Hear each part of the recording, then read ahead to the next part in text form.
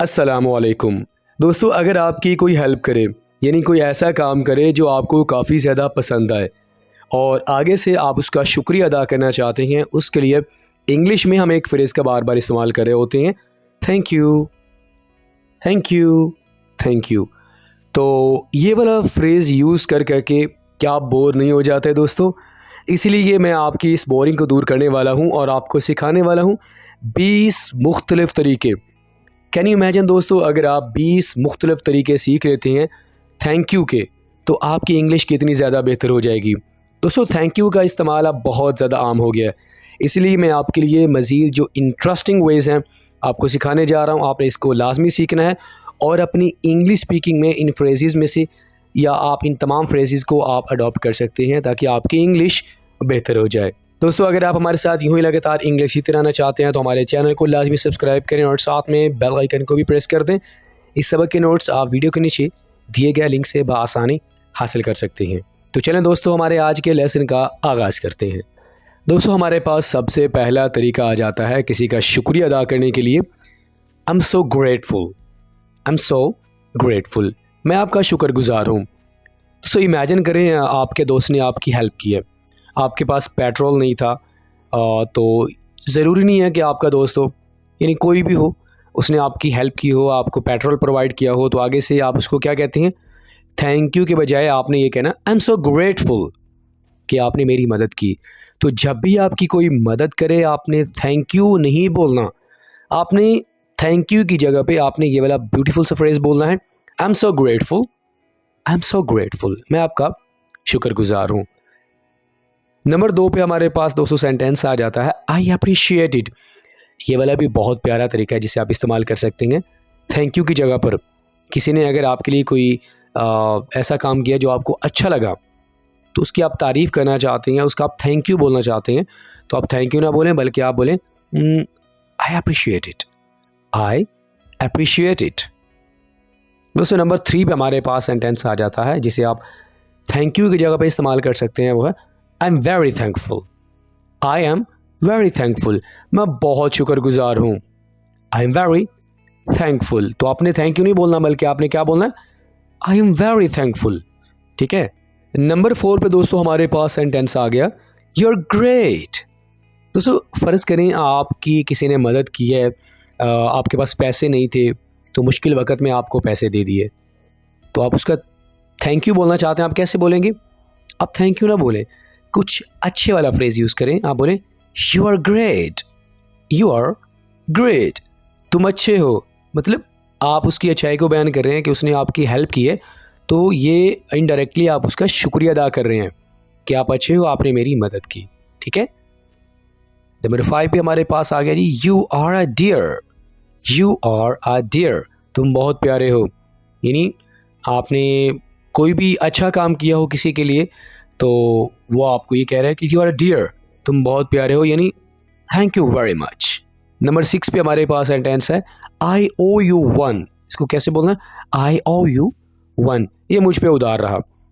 दोस्तों, फ़र्ज़ करें कि आप कहीं ट्रैवल कर रहे हैं और ट्रैवल करते हुए आपके पास पैसे नहीं हैं, तो आपने किसी से मांग लिए। ठीक है। तो आगे वाले शख्स ने आपकी मदद कर दी, आप उसका थैंक यू बोलना चाहते हैं, आप कैसे बोलेंगे, आई ओ यू वन, ये मुझ पे उधार रहा, आई ओ यू वन। कोई भी चीज़ जो आप पे उधार रहे, यानी किसी ने आपके लिए फेवर किया और आप ये कहते हैं ये मुझ पे उधार रहा, नेक्स्ट टाइम मैं ज़रूर इसका आपको पे करूँगा वापस। ठीक है। तो आपने थैंक यू नहीं बोलना बल्कि आपने कहना है I owe you one, you are an angel. ये वाला सेंटेंस तो बहुत क्लियर है।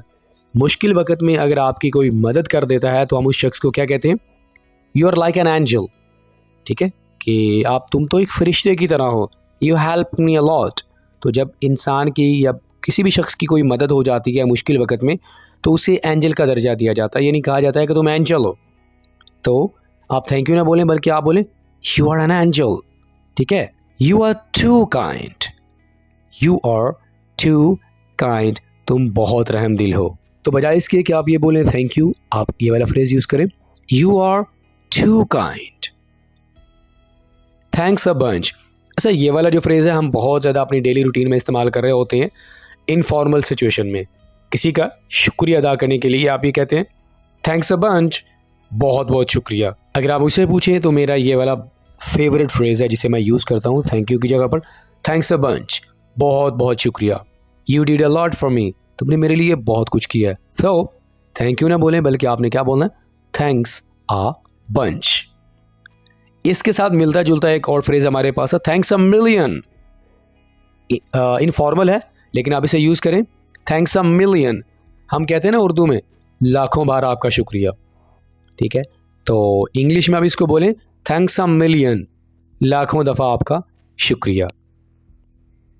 आई am in your debt, I am in your debt, मुझ पे तुम्हारा उधार रहा, यानी मैं तुम्हारे उधार के नीचे आ गया।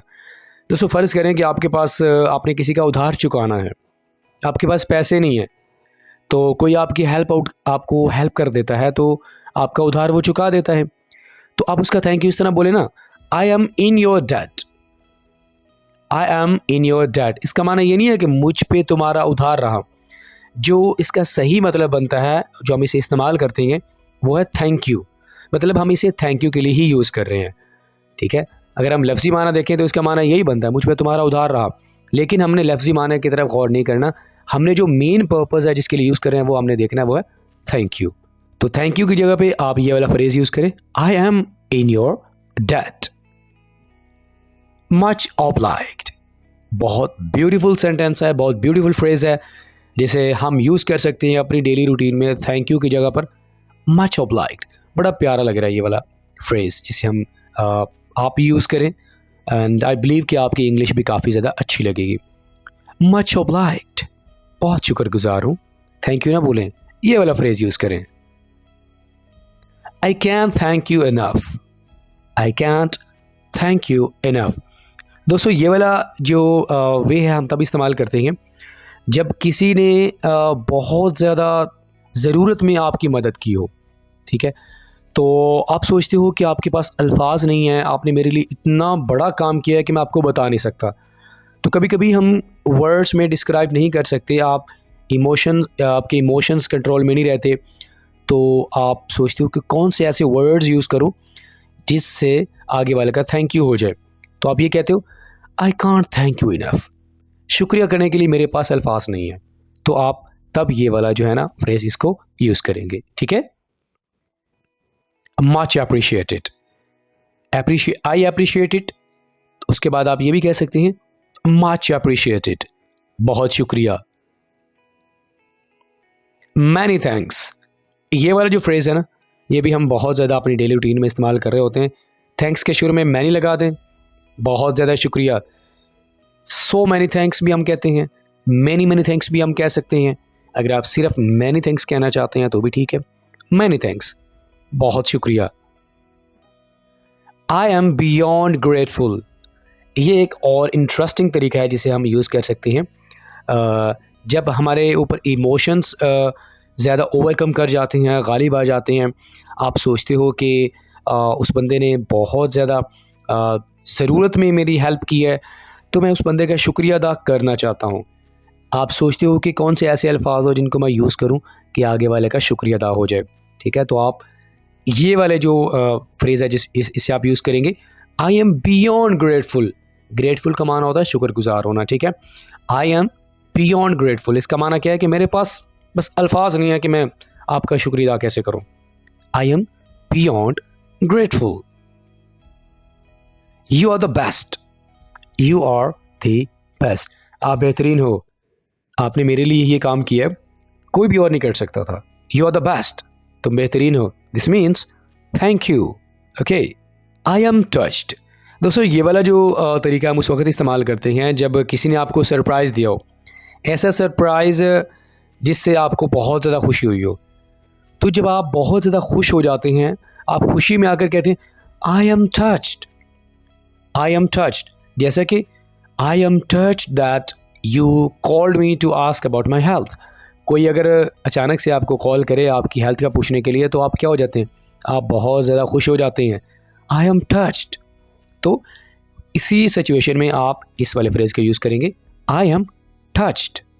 माई gratitude no bounds, my gratitude no bounds, मेरी खुशी का ठिकाना ही नहीं। दोस्तों फ़र्ज़ करें आपकी हमेशा से ख्वाहिश थी कि आप आईफ़ोन लेना चाहते हैं और वो ख्वाहिश किसी ने आपकी पूरी कर दी, तो ऑब्वियस ही बात है आपकी खुशी का कोई ठिकाना ही नहीं रहेगा। तो आप उसका थैंक यू अदा करना चाहते हैं, आप क्या बोलेंगे?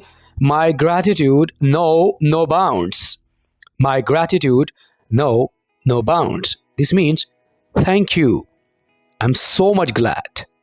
Okay, I don't have words to thank you. I don't have words to thank you. इस तरह के हमारे पास दो और तरीके आ चुके हैं।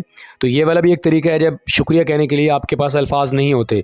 दोस्तों ये तब होता है जब आगे वाले ने, जब किसी भी शख्स ने आपके लिए कोई बहुत बड़ा फेवर का काम किया हो, तो आप सोचते हो कि मैं इस शख्स का शुक्रिया कैसे अदा करूं, आपको समझ नहीं आ रही होती। ठीक है, तो जब आपको समझ नहीं आ रही कि आप उस बंदे का शुक्रिया अदा कैसे करें, तो आप बड़े ही इमोशनल होकर आप कहते हैं I don't have word to thank you.